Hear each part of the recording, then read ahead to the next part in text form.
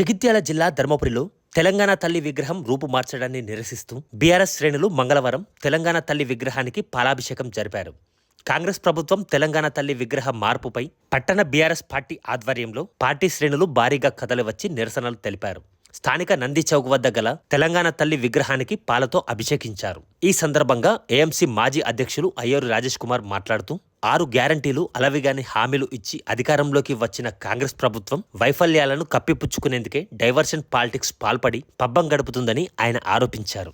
6 గ్యారంటీలు 420 హామీలతో అధికారంలోకి వచ్చిన కాంగ్రెస్ పార్టీ రేవంత్ రెడ్డి సర్కార్ ఈరోజు వారిచ్చిన హామీలను పక్కన పెట్టి పూర్తిగా డైవర్ట్ పాలిటిక్స్ చేస్తూ ఉన్నారు. ఈరోజు 4.5 కోట్ల తెలంగాణ ప్రజల ఆకాంక్షకు ప్రతిరూపమైన తెలంగాణ తల్లి విగ్రహాన్ని మార్చాలనుకోవడం నిజంగా కూడా దురదృష్టకరం. సంవత్సర కాలంలో కాంగ్రెస్ పార్టీ ఏమైనా సాధించింది అని అంటే గిట్ట అది ఖచ్చితంగా కూడా ఈ తెలంగాణ తల్లి రూపురేఖలు మార్చడం కావచ్చు, అదేవిధంగా సచివాలయంలో రాజీవ్ గాంధీ విగ్రహం పెట్టడం కావచ్చు. ఈ విధంగా తెలంగాణ ప్రజల మనోభావాలను దెబ్బతీస్తూ ఈ 60 సంవత్సరాలుగా ఈ రాష్ట్ర ప్రజల్లో గూడు కట్టుకొని ఉన్న తెలంగాణ ఆకాంక్షను తొలగించే విధంగా ఈరోజు రేవంత్ రెడ్డి సర్కార్ ప్రయత్నం చేస్తూ ఉన్నది. ఆ రోజు ఎంతోమంది విద్యార్థులు, మేధావులు ఈ పట్టణంలో కూడా స్థానికంగా ఉన్న వందలాది మంది ఒక జేఏసీగా ఏర్పడి ఈరోజు ధర్మపురి పట్టణంలో ఉన్న తెలంగాణ తల్లి విగ్రహాన్ని పార్టీలకు అతీతంగా నెలకొల్పడం జరిగింది. మరి నిజంగానే ఈరోజు అక్కడ పెట్టిన విగ్రహం మీకు నచ్చినట్టు మీ విగ్రహం పెట్టుకున్నారు.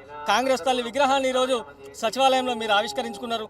మరి ఇక్కడ ఉన్న తెలంగాణ తల్లి విగ్రహాన్ని కూడా అదేవిధంగా తొలగిస్తారా? ఇలా రేవంత్ రెడ్డి సర్కార్ ఏం చేస్తూ ఉన్నారో ప్రజలు పూర్తి స్థాయిలో గమనిస్తూ ఉన్నారు.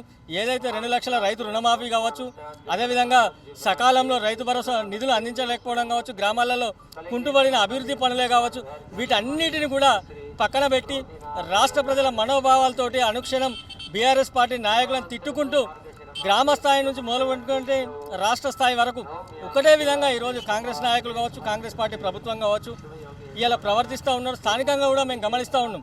అడుగడుగున మా బీఆర్ఎస్ పార్టీ నాయకులను ఈరోజు మా మున్సిపల్ చైర్మన్ గారు కావచ్చు వాళ్ళ ప్రోటోకాల్ను పక్కన పెట్టి ఈరోజు ఎటువంటి పదవులు లేని కాంగ్రెస్ పార్టీ నాయకులు ఈరోజు వేదికల మీద విచిత్రమైన కార్యక్రమాలు చేస్తూ ఉన్నారు. ఇవన్నీ కూడా స్థానికంగా ఉన్న ప్రజలు గమనిస్తూ ఉన్నారు. ఇలా ఓట్లేసి గెలిపించిన నాయకులను పక్కన పెట్టి ఈరోజు ఒక పార్టీ కార్యకర్తలకు ఈరోజు కాంగ్రెస్ పార్టీ ఏదైతే అందలం ఎక్కిస్తుందో అవన్నీ కూడా స్థానికంగా ఉన్న ప్రజలందరూ గమనిస్తూ ఉన్నారు. ఖచ్చితంగా కూడా తెలంగాణ అంటేనే ఆ రోజు ఎన్నోసార్లు తెలంగాణ కవులు, కళాకారులు పాటలు పాడిరు.